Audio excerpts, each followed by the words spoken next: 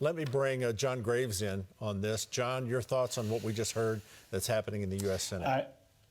Well, I think it's pretty stunning. It's not surprising some of the people who went with it, Romney and Murkowski, Toomey. Collins. Toomey's on the way out. In Alaska, Murkowski's got a race here in 2 years, so expect Trump to be involved in that primary. In Pennsylvania, it's an open seat, so hopefully somebody will go there. But here's the bottom line. It's not even close to something that's going to be impeached. They know it from the beginning. You need 17 votes. You're 12 votes short of it even being constitutional. And yet here we go again with political theater. You can't impeach a private citizen. It's just political theater. It's retribution. They're not going to get what they want. And, you know, it's just drawing lines in the sand. And I don't even know how they hold a trial. I mean, you can use the Senate pro tem as the judge, but is he going to vote? Because if he votes, then he's also the jury. And so, you know, the justice, Supreme Court justice.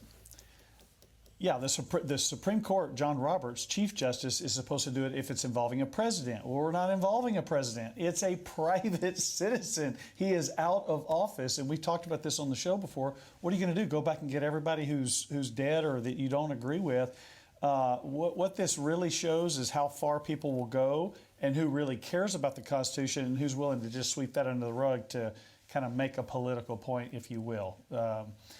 President Trump was fighting a war on two fronts. It's interesting to see how this is going to play out in 2022, but there's no doubt he's going to be heavily involved in a lot of Republican primaries and then in those general elections. Okay, well, we're going to unpack this and then what also is happening in the state of Georgia and all the other things, all done in the spirit of faith. We trust you. You're an American. You get it. Sometimes it seems like the news media, what I call corporate news, and some politicians think you're not too smart. Well, we know you're smart because information under the anointing makes you powerful. And so we want to we want to give you the information so that you can stand in faith, so you can pray for our leaders as we're instructed. And the filibuster will not become a thing of the past in the U.S. Senate, at least not for now. As the Washington Times is reporting, that's the assurance Senate Minority Leader Mitch McConnell said he got from the Democrats on Monday. McConnell had been keeping Democrats from taking over committees as control of the Senate switched from Republicans to Democrats following two Georgia Senate runoffs. While McConnell didn't get a guarantee, he was told that two Democrats strongly opposed eliminating the filibuster, and their opposition would keep that procedure in place.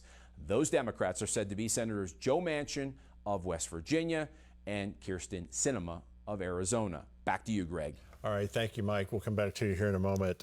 Filibuster, John Graves, is something that's confusing to a lot of people. It's not a hamburger place or something else. It's it's one of the longest, long-standing things in the Senate to delay or block legislative action. It's very popular in the 1850s.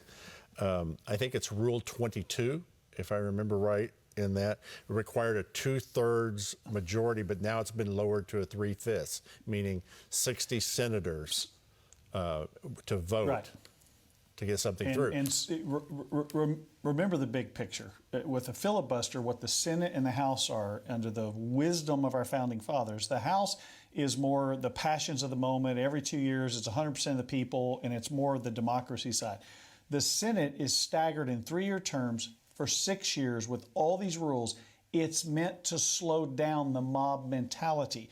The filibuster is part of that, where we need 60 people. So we're not going to make radical changes on critical things without really a super majority. They lowered this with the Democrats in power on the courts.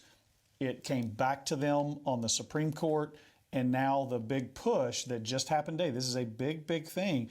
If they can take that away and make the Senate not much different than the House, where it's just 50% of the people, and we can do things and undo them every 2-year cycle, that's the mess. And so that's a big, big victory. So if you ever saw the movie, Mr. Smith Goes to Washington, and you see him talking for hours upon hours on the Senate, he's doing a filibuster. And for the record, the longest one ever recorded was Strom Thurmond, 24 hours and 18 minutes. Let's bring in Representative Josh Bonner. He is a member of Georgia's House of Representatives. representing District 72 since 2017. You can connect with him, josh.bonner@house.ga.gov. And Josh, let's start real quick. Speaking of our future and children, you made a post about 20 hours ago on Facebook, so we do watch, we do check, about human trafficking in Georgia. Talk to us about that. Sure. So our governor and first lady have a mission in Georgia to end human trafficking here in Georgia. And so a part of the legislative process this year, we'll be presenting two bills related to human trafficking. One allows those that are victims of human trafficking to, as they go through the name change process, if that's what they choose, it allows that name change to be private. So currently in Georgia, if you're the victim of domestic violence, when you go to go for that name change, it's not made public. This would add victims of human trafficking in that category. And then secondly, the other bill would create a civil relief for those that have been victims of human trafficking. So after the criminal proceedings are done, then that victim of human trafficking would have a civil relief available to them that they could then go after whoever was responsible for that trafficking. That sounds logical. I mean, it sounds like that should pass. You think you'll have any trouble with that or any pushback from that one? Well, there's certainly some things we need to work through. I mean, I think, fortunately, it is a very, very much of a bipartisan effort here in Georgia to end human trafficking. What we've got to make sure of, though, is that as we work through each of these bills, that we're not doing things that cause additional harm. So we're working closely with those in the hotel, motel industries, those and other industries that human trafficking, may be occurring, to make sure that we're not causing undue harm to those that did not know what was happening in their industry. So we're certainly looking at it very closely, but we are all committed here in Georgia to ending what we consider modern day slavery here in our state.